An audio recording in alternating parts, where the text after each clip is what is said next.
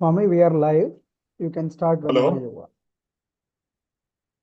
Swami, we can hear you. We are live on YouTube also. You can start.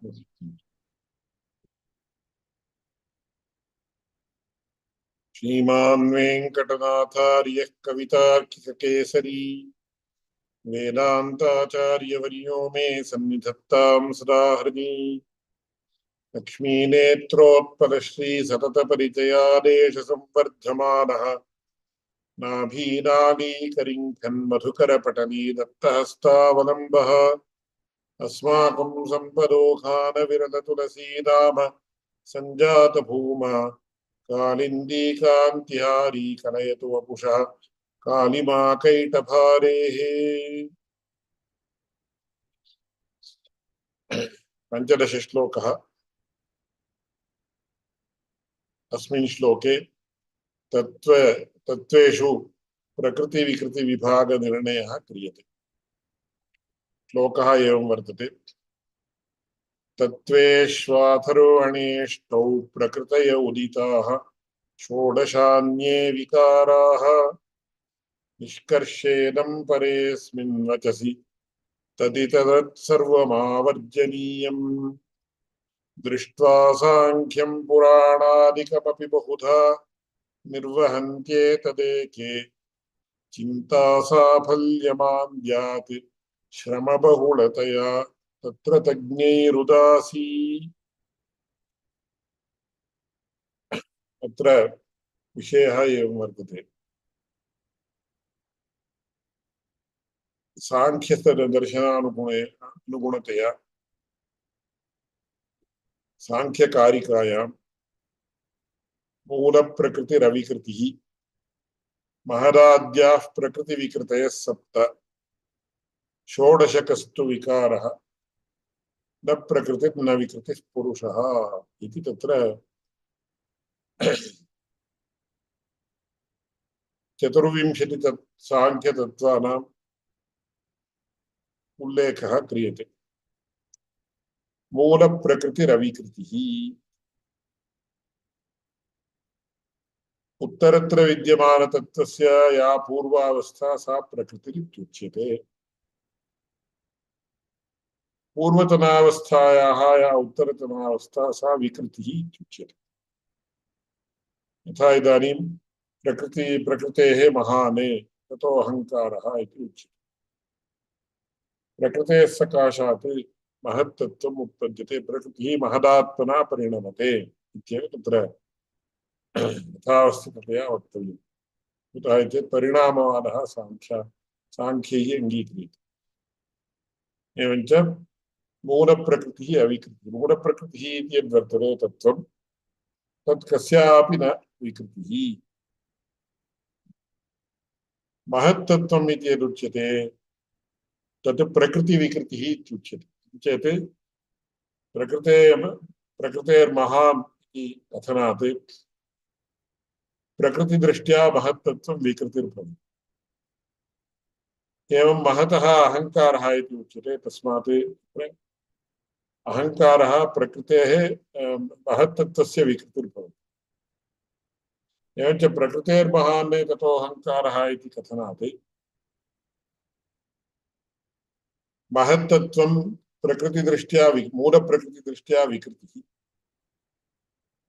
अहङ्कारतत्त्वदृष्ट्या प्रकृतिः। अतः पूर्वतनतत्त्वापेक्षया विकृतिर्भवति, उत्तरत्र विद्यमानतत्त्वापेक्षया प्रकृतिर्भवति। अतः प्रकृतिरपि भवति विकृतिरपि भवति इति कारणात् प्रकृतिविकृतयः इति उच्यते। एवञ्च मूलप्रकृतिरविकृतिः महदाद्याः प्रकृतिविकृतयः सप्त इति महान् महतः अहङ्कारः इति उच्यते। एवम् अहङ्कारात् पञ्चतन्मात्राणि। एवञ्च तत्र महदाद्याः प्रकृतिविकृतयः सप्त। एवञ्च प्रकृतेः षोडशकस्तु विकारः इति अग्रे उच्यते। चेत् पञ्चज्ञानेन्द्रियाणि पञ्चकर्मेन्द्रियाणि मनः इति एकादश तत्त्वानि अपि च पञ्चमहाभूतानि। एवञ्च तत्र षोडशकस्तु विकारः। एवं रीत्या सांख्यसिद्धान्ते स्पष्टतया उच्यते मूलप्रकृतिरविकृतिः महदाद्याः प्रकृतिविकृतयः सप्त षोडशकस्तु विकारः न प्रकृति न विकृतिः पुरुषः। पुरुषः प्रकृतिवर्गेऽपि नान्तर्भवति, पुरुषः विकृतिवर्गेऽपि नान्तर्भवति।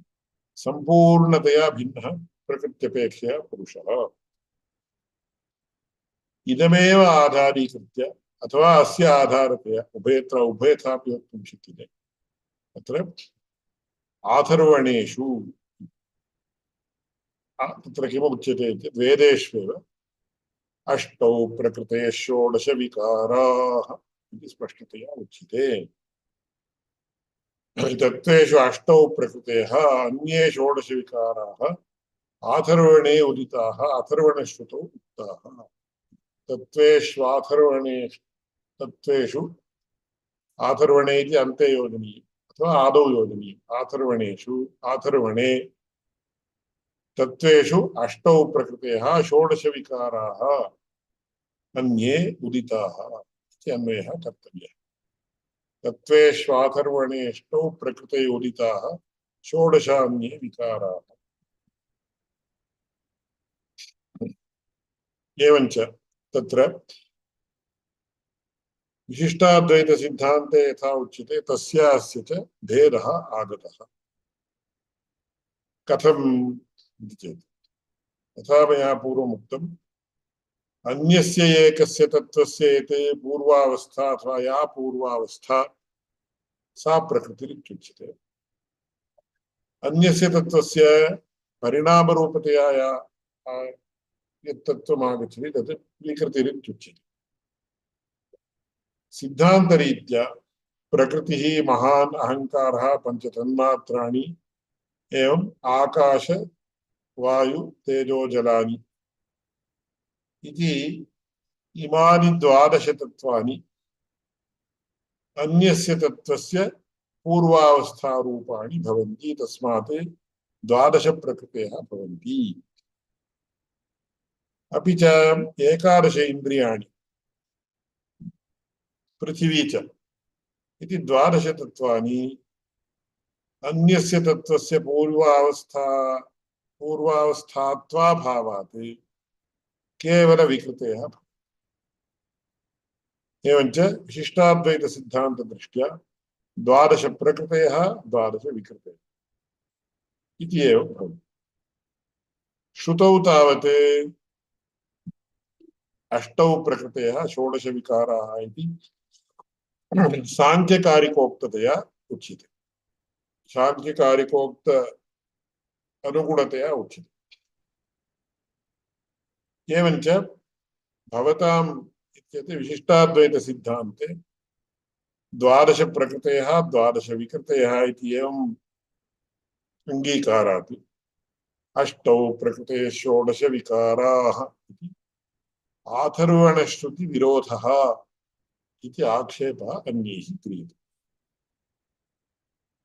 तत्र द्वितीयपादस्य अर्थः एवं निष्कर्षेदं परेऽस्मिन् वचसि सति तदितरत् सर्वम् आवर्जनीयम्।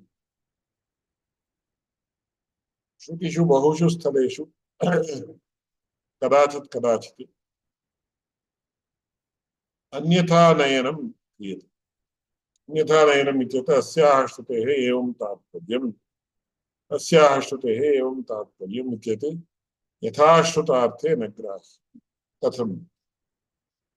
उदाहरणतया वक्तव्यं चेत् अजायमानो बहुधा विजायते इति एका श्रुतिः वर्तते। अजायमानः जन्मरहितः सन् बहुधा विजायते। किं भोः भवतां श्रुतेः तत्र परस्परव्याघातः दोषः स्पष्टः। अजायमानः इति पूर्वस्मिन् वाक्ये पूर्वस्मिन् पदे उच्यते, समनन्तरमेव बहुधा विजायते इति उच्यते। श्रुतेः तत्र परस्परविरुद्धार्थप्रतिपादकत्वात् व्याहतार्थप्रतिपादकत्वात् अप्रामाण्यम् इति आक्षेपे कृते सति अत्र अस्याः श्रुतेः यथा श्रुतार्थो न ग्राह्यः कुतः इति चेत् अजायमानः इत्येतत् कोऽर्थः कर्मकृतशरीररहितः सन्नपि बहुधा विजायते स्वेच्छानुगुणतया यदा यदा हि धर्मस्य ग्लानिर्भवति भारत अभ्युत्थानमधर्मस्य तदात्मानं सृजाम्यहम् इति गीतोक्तरीत्या बहुधा विजायते। तर्हि अजायमानः इति अस्ति खलु वास्तवम् अजायमानः इत्युक्तः कर्मपरवशतया अजायमानोऽपि अस्माकं जन्मादिकं न अस्मदधीनम् अस्माकं जननमपि न अस्मदधीनम् अस्माकं मरणमपि न अस्मदधीनम् प्रायेण किमपि न अस्मदधीनम् केवलं कानिचन शारीरिक क्रियाद्यानि अस्मदधीनानि यथा एवं कर्तव्यम् एवं क्रियतां क्रियते बहुधा कर्तुं शक्यते वा न कर्तुं तर्हि एवं कुर्मः एवं सहस्रवारं क्रियताम् इति उच्यते न कर्तुं शक्यते केवलं यः तत्र व्यायामादौ निमग्नः सः कर्तुं शक्यते तेनापि एककोटिवारं क्रियताम् इत्येतत् न कर्तुं शक्यते अतः प्रायेण न किमपि अस्मदधीनम् अस्माकम् उच्छ्वासनिश्वासादिकमपि अस्मदधीनं न एवं सति अस्माकं जननं मरणम् इत्यादिकं सर्वथा न अस्मदधीनम् परन्तु तेन यानि जन्मानि स्वीक्रियन्ते तानि सर्वाण्यपि तदधीनानि स्वसङ्कल्पायत्तानि इति उच्यते अतः अजायमानः चेत् कर्मपरवशतया अजायमानोऽपि बहुधा विजायते बहुधा अवतारादिकं स्वीकरोति इति अन्यथा नयनं क्रियते इत्येतस्य अस्य एतादृशरीत्या नयनं क्रियते परन्तु सर्वत्रापि एवं नयनं न उचितम् अतः निष्कर्षेदं परेऽस्मिन् वचसि ऐदम्पर्येण एवमेव इति यत्र वक्तुम् अस्माभिः उद्युज्यते तादृशस्तरेषु अन्यथा नयनं न युक्तम् अत एव कश्चन नियमः वर्तते शास्त्रेषु न विधौ परशब्दार्थः विधिवाक्येषु अन्यथार्थः न ग्राह्यः यः यथाश्रुतार्थः स एव ग्राह्यः अतः निष्कर्षेदं परे अस्मिन् वचसि निष्कर्षे इदं परे अस्मिन् वचसि यस्मिन् वचसि अष्टौ प्रकृते षोडश विकाराः तादृशवचसि तदितरत् सर्वम् आवर्जनीयम् तदितरत् सर्वं तत्र अस्माभिः त्याज्यं यः श्रुतिविरुद्धार्थप्रतिपादकः अर्थः वर्तते वा श्रुतिविरुद्धप्रतिपाद्यः यः अर्थः सः सर्वथा वर्ज्यः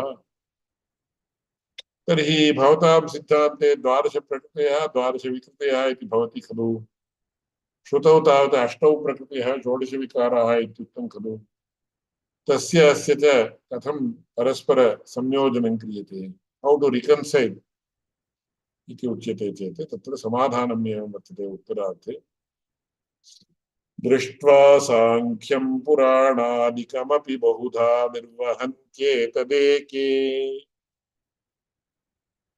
इमां श्रुतिं तत्र साङ्ख्यशास्त्रं पुराणादिकमपि बहुधा परिशील्य अनेकधा तत्र निर्वहन्ति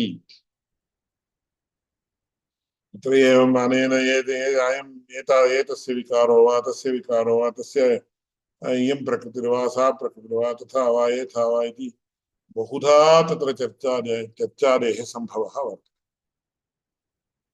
परन्तु अन्ते किम् इति चेत् चिन्ता साफल्यमान्द्यात् श्रमबहुलतया तत्र तज्ञैरुदासी अन्ते निष्कर्षः कः इति चेत् अस्य विषये अधिकचर्चा मास्तु कुतः बहुधा चर्चा क्रियते चेदपि तत्र निर्णयः दुःशकः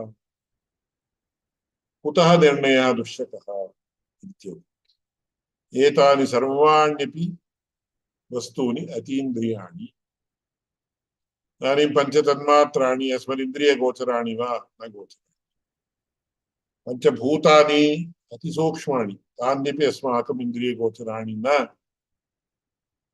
भूतस्य भौतिकस्य च वस्तुनः व्यत्यासः वर्तते अस्मिन् आचार्यैः असकृदुच्यते स्म इदानीं जलं तेजः इत्यादिकं सर्वम् अस्माभिः यद् दृश्यते एतद् भौतिकं न तु भूतम् भूतम् इति यते तत् तत्त्वम् अत्यन्तसूक्ष्मम् अतः तन्मात्राणामपि अतिसूक्ष्मत्वं भूतानामपि अतिसूक्ष्मत्वम् इन्द्रियाणामपि अतिसूक्ष्मत्वम् अतीन्द्रियत्वमेव एवञ्च तस्मादेदमुदेति वा तस्मादेतदुदेति वा अस्य इदं पूर्वावस्था वा इयं पूर्वावस्था वा सा पूर्वावस्था वा या यद्यद्यद्यद्यद्यद् भवति भवतु तस्य सर्वस्य विषये बहुधा चर्चा करणेन न कोऽपि लाभः अतः चिन्ता साफल्य मान्द्यात् श्रमबहुलतया तत्र तज्ञैरुदासी तज्ञाः तत्र अतीव चर्चां न कुर्वन्ति कुतः बहुचर्चाकरणेपि न कोऽपि लाभः विषयनिर्णयः न भवति एवं व्यर्थविचारः क्रियते चेत् तस्मात् पापादिकमपि भवति अतः यस्य विषये लोकेऽपि वयं पश्यामः कश्चन अल्पो विचारः भवति गृहे परस्परं चर्चां कुर्वन्ति केचन कुर्वन्ति कुर्वन्ति कुर्वन्ति 5 घण्टापर्यन्तं 10 घण्टापर्यन्तं चर्चां कुर्वन्ति अन्ते निर्णयः कायते न कोऽपि निर्णयः आगतः तदानीम् एतादृशचर्चाकर्तारः मूर्खाः कुतः यस्य विषये निर्णयः नैव आगच्छति तस्य विषये चर्चाकरणे न कोऽपि लाभः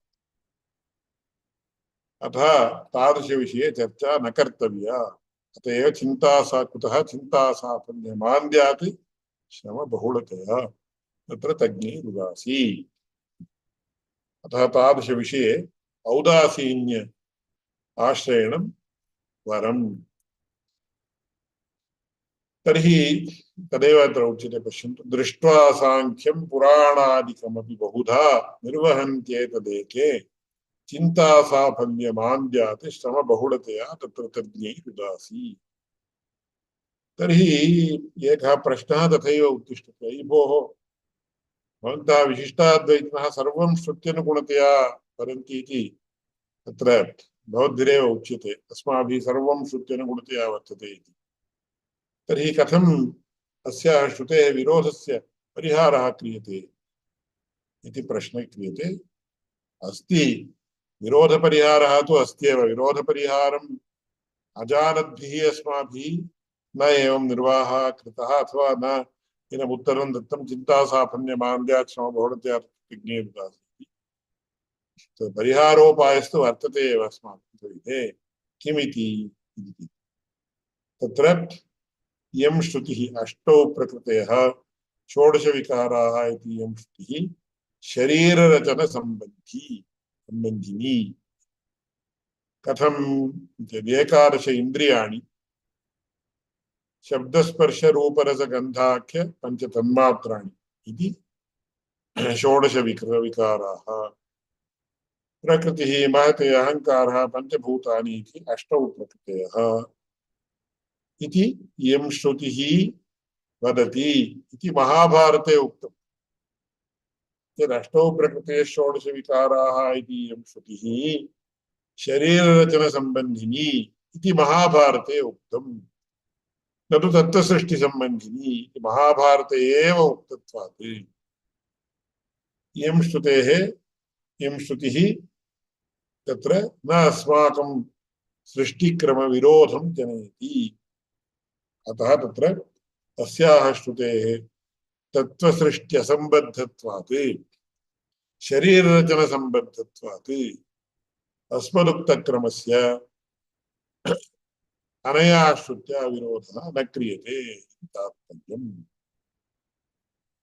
इति पश्यन्तु श्लोकस्य स्वरूपम् तत्त्वेष्वाथर्वणेष्टौ प्रकृतय उदिताः षोडशान्ये विकाराः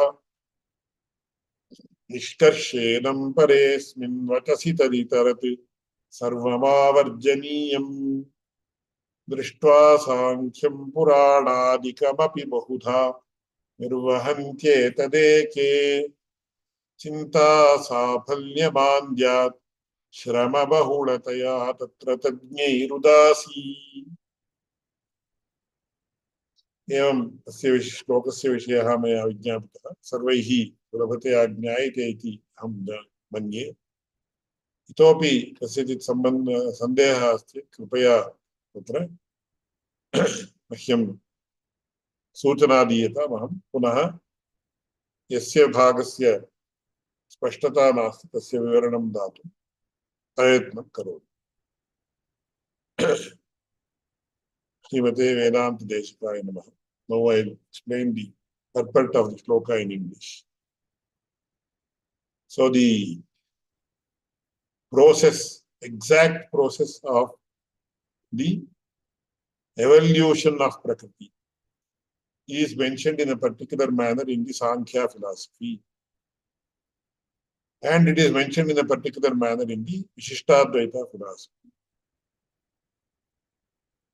So, in the Sankhya philosophy, the Sankhya Karika says, Mula Prakriti Ravikritihi Mahadadyah Prakriti Vikritaya Satta Shodashakastu Vikaraha Na Prakriti Na Vikriti Purusha.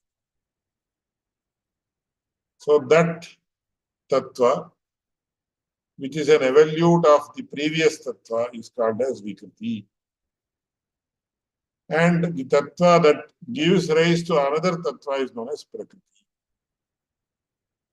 So, Mula Prakriti Avikriti. The Mula Prakriti is not the evolute of any other Tattva, so it is called as Avikriti. And also known as the Mula Prakriti because that is the first Tattva. And from that emanates Prakritehe Mahane Tato Ahankara. From that emanates the Mahat Tattva. We are totally unaware of what it exactly means because we only know the word Mahat Tattva and a few of its attributes, etc. But ultimately it goes beyond the perception of human beings. And Ahankara. Once again, Ahankara, many people mistakenly translate it as ego. For example, when you say he is a very egoistic person, no, that Ahankara, this Ahankara which is mentioned in the Tattvas has nothing to do with that ego. Then what it is, it's a different Tattva, it's a totally different entity altogether, but we don't know what it means. We are just repeating the word Ahankara Tattva and Mahat Tattva. That is as far as I know. Somebody else knows what exactly it means and is able to understand or fathom it, I would be very happy to learn what it is from him. As of now, we know only the words. Other than that, when we say a phone, we can understand such an entity. It comes in front of our mind. But when you say Mahat Tattva, Ahankara Tattva, what comes to your mind? Nothing comes to my mind, so I know I have not understood. But if you have understood, you please tell. Or if anyone has understood, they may let me. Anyway, so from Prakriti emanates Mahat, and from Mahat Ahankara Tattva emanates. So Mahat Tattva is a Vikriti of Mula Prakriti, and it is the Prakriti of Ahankara. Similarly, Ahankara is the Vikriti of Mahat Tattva, and it is the Prakriti of the five Tanmatas. So from the point of view of the previous Tattva, it is a Vikriti. From the point of the succeeding Tattva, it is a Prakriti. So that is why it says, Mula Prakriti Ravikriti. Mula Prakriti is not the evolute of some other Tattva, previous Tattva. So it is an Avikriti. Mahadadya Prakriti Vikriti is some.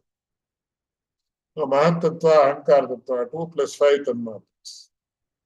They are Prakriti Vikriti. They are both Prakritis as well as Vikritis. Prakriti from the point of view of the succeeding Tattva, Vikriti from the point of view of the preceding.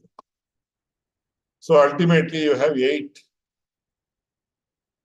Prakritis, Ashtau Prakriti. All the other 16 are Vikritis. This is what Sankhya philosophy says. So This is also substantiated by the Atharvana Veda Shruti, a particular passage in the Atharvana Veda which says, Ashtau Prakrite Shodasha Vikara. So what happens? You have 8 Prakritis and 16 Vikritis, which make 24 Tattvas. But in the philosophy of Vishishtadvaita, what happens? Prakriti, Mahat, Ahankara, 5 Tanmatras, Akasha, Vayu, Tejas and Jala are 12 Tattvas that are succeeded by other Tattvas which make them Prakritis. Then 5 Jnanendriyas, 5 sense organs, 5 motor organs, Panchakarmendriyas and Manas. These 11 Indriyas and Prithvi are only Vikritis. They don't give rise to another Prakriti. So according to Vishishtadvaita, you have 12 Prakritis and 12 Vikritis out of the 24. This is not in accordance with the Vedic passage which says there are 8 Prakritis and 16 Vikritis. In the Vishishtadvaita philosophy, it is 12 Prakritis and 12 Vikritis, which constitute the 24 Tattvas. This is against the Atharvana Shruti, which says 8 Prakritis and 16 Vikritis. How do you reconcile this is the question. If you want to interpret the Vedic passage, Ashtau Prakrite Shodasha Vikaraha, in some other manner, no, it is not allowed. Why it is not allowed? It is Nishkarshakava. It is an assertive sentence. Nishkarshe idam paresmin vachasi taditarat sarva mahavanti. If it is something to do with some narration of a story or something like that, which is known as Arthavada, you can interpret it in a different manner, or you can totally change the meaning also sometimes. But in this case, since it is an assertive sentence, you cannot change the sentence by somehow or the other interpreting it in a different manner, since Sanskrit language gives a lot of scope for one sentence being interpreted in several manners. Then how do you reconcile these two? Because the others, there is an objection saying, you people Vishishtadvaitins say you are Vaidika Sarvabhaumas, you mention everything, you accept everything according to the Vedic passages. Now you are contradicting the Atharvana Shruti by saying there are 12 Vikritis and 12 Prakritis. Atharvana Shruti is telling 8 plus 16. You are telling it is 12 plus 12. How do you reconcile? Then the answer given is Drishtva Sankhyam Puranadikam Bodha Nirvahanti. This is discussed in detail after seeing all the passages available in the Sankhyas and also the Puranas. And ultimately, what is the outcome? It is better not to go too deep into this, because how much ever you discuss, you engage in debates and dialogues, etc., you will not arrive at a proper conclusion. Because all these entities are beyond our sense organs, beyond our perception. As I just said, all the bhutas are beyond our perception. They are atindriyas. The indriyas are atindriyas. The indriyas themselves you cannot cognize. You can only cognize the roughly know where they exist, the locus of the indriyas. But the indriyas themselves are beyond our cognition. They are atindriyas. Indriyas are actually atindriyas. Then, finally, even if you discuss for a large period of time, finally nothing will occur. And you will only end up spending a lot of efforts, putting in a lot of efforts for an unworthy cause. Chinta sapanya mandyati shrama bahulatya tatra tagni rudasi. Therefore, who are experts, those who are experts have just been indifferent towards this aspect. Then the question rises, oh, are these people dodging the question? What is the direct answer that is to be given?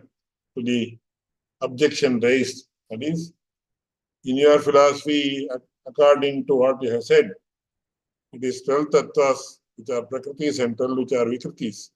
Whereas Vedas are telling it is 8 plus 16. So how do you reconcile this apparent contradiction? Then Vedanta Devika says, don't worry, we are not that weak people. We have definitely known the answer to this. So in the Mahabharata, it specifically states that the sentence Ashto Prakruteha Shodasha Vikaraha is concerning our constitution of our body. So in the sense, in the constitution of the body, there are 11 indriyas, Shabda Sparsha Rupa Rasa Gandha, 5 tanmatras, which become 16 vikritis. Then Prakriti, Mahata, Ahankara, Panchabhutas. So there are 8 prakritis. So you have 8 plus 4, say 16 plus 8 is 24. Therefore, the Mahabharata specifically states these 24 are concerning the constitution of the body and not in the exact evolution of the tattvas. So what is mentioned in that context is not contradictory to our philosophy. Therefore, there is no contradiction. This is the purport of the shloka. So I will read the shloka and conclude. तत्त्वेष्वाथर्वणेष्टौ प्रकृतय उदिता षोडशान्ये विकाराः निष्कर्षेदं परेऽस्मिन् वचसि तदितरत् सर्वमावर्जनीयम् दृष्ट्वा साङ्ख्यं पुराणादिकमपि बहुधा निर्वहन्त्येतदेके चिन्ता साफल्यमान्द्यात् श्रमबहुलतया तत्र तज्ञैरुदासी. So in the next class, we'll read next shloka. Thank you very much. I will conclude with the Mangala shloka. Kavitarkika Simhaya Kalyana Gunashalini Shrimate Venkateshaya Vedanta Gurave Namaha. धन्यवाद। नमस्कार स्वामी, धन्यवाद। Thank you स्वामी। नमस्कार।